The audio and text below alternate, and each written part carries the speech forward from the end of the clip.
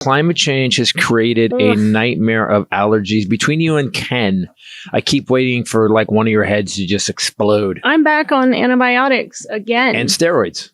Yeah, I did steroids. Yeah, but they won't let me do those again. She said that was dangerous. But it was dangerous because I was getting my ass kicked on the daily. I was like, the sexy Hulk. 1 week in between, and I'm back on antibiotics. Antibiotics is another one of those words that I figured out that I say in a Southern way because I voice to text. I like antibiotics. My phone types antibiotics, ANA, which is that a word? Antibiotics. Have to. You don't have to, HAFF. So here's what's happened in the last couple of weeks, and I really started to notice it. Okay. The GOP has got to the point where they don't have anything working. Period. You could have just said. Yeah. See, they got nothing. So, but here's the thing about that, and I want to point something out. And I was thinking about it driving yesterday, and I thought, oh, that's the truth. So we have a president who was best friends with a pedophile. Jeffrey Epstein called Trump one of the most dangerous people he's ever known or met, but also said he was my best friend for 15 years. He said over 10. But hold on. Say that again. Jeffrey Epstein said Donald, we now know to be who? One of the most evil human beings probably to walk the planet for a while. Ever. Right. Okay. He said that Donald Trump was one of the most evil human beings he's ever known or met. Right. And that's the president. So here's what I want to say. Let's just start basically. So we got a president who is tearing down the White House without congressional approval. He started a war without Congress. He actually is putting people in charge of huge agencies without any congressional approval for 120 days because he can do it interim. And then we've got all the other shit he's done. Again, tear down the White House, fucked up the reflecting pool, ruined America's 250th birthday. Venezuela, Iran, Ukraine. Let's just go all the dumb shit he does on a daily basis. However, they were ordered by law, by Congress, to release the entire Epstein files unredacted. And they haven't yet. So here's what this means if you continue to support this man. And this, I'm going to talk about the Republican, everybody, a Republican in office right now. That means every single Republican is pro-pedophile. You are pro-rape. You are pro-corruption. You are pro-skimming the system for as much money as possible. You are pro-fucking the people over on the daily. You're pro-giving billionaires even more billions. You're basically anti-everybody but you.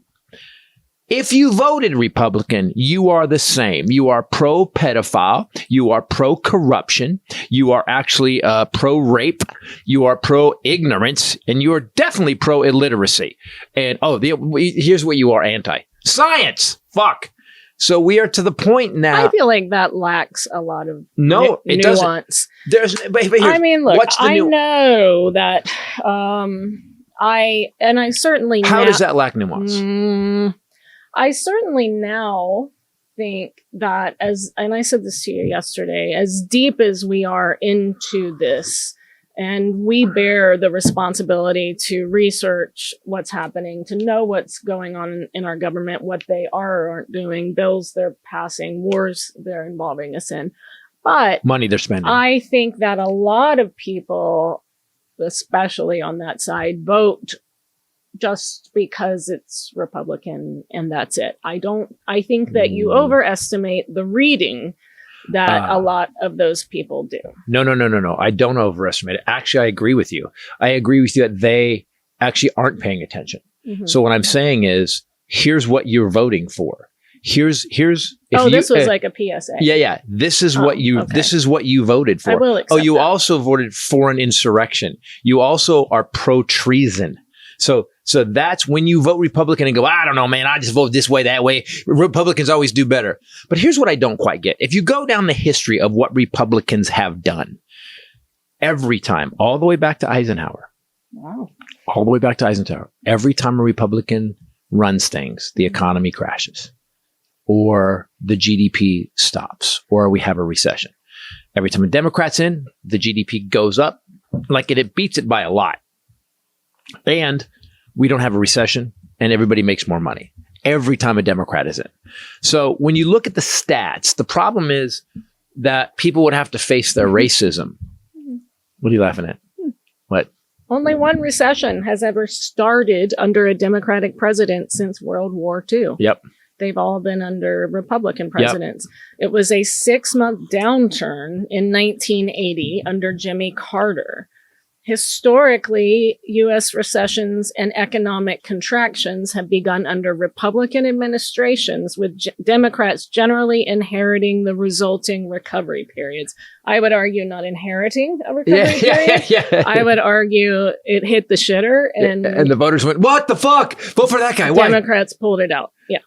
They pulled it out, but Obama pulled it out. Yes, he did. Clinton pulled it out. Mm-hmm. And Biden pulled it out. Oh my God, Biden got us all vaxxed. And there was someone that was, I wrote something about how dumb these people are about science and vaccines. And some guy went off about how many people, 90% of the deaths are 100% due to the COVID vaccine. And all I did literally took me 30 seconds. Wait, did you read? I looked up 10 different studies, posted 3, and I go, and it's not like studies. Bob did his own research. The Daily Mail. It's not that. It's actually the Lancet. It's actually Oxford. Science? It's actually UCLA. Science? It's actually it's MIT. To be specific, because y'all be in the comments. Budget deficits relative to the size of the economy were lower on average for Democratic presidents. 10 of the 11 U.S. recessions between 1953 and 2020 began under Republican presidents. So 90% plus of all the recessions started under Republicans. And then Democrats fixed it. I know that people think that you will just hardline Democrat, but I just wanted to point out that I'm a money guy. The boy Reed. Give me some. Hey. You know why? Because at one point, look, I'm very pragmatic. I was raised by Ken Titus. I'm very pragmatic about things. Who would probably be or would have been a Republican, not now. The funny thing about my dad is that he would have probably, because Trump had the TV show, would have probably voted for him first. And then after I said, "Dad, this is exactly what he's done." My dad, when I went, "Well, fuck that guy." At least when Ken Titus got it, he just got it. I'm like that too. So people always go like, I've been quite successful for, like if you looked at my grades compared to my grades, holy God, I'm super successessal.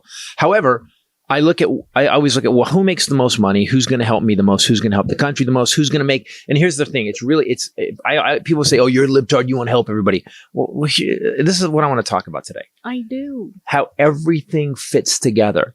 Here's the thing. If the country does well, and if the poorest people do better, guess what? They go to comedy clubs. And if they go to comedy clubs, they actually pay me. And if they go to comedy clubs, more comedy clubs open up. So I work more, and they buy drinks and they eat, and all the wait staff makes money, and everybody. So when everybody gets help, but I wrapped up the Armageddon update with something. You weren't here to hear it, but I wrapped it up with basically, it's just low cost. Slavery's still here. It's just low cost.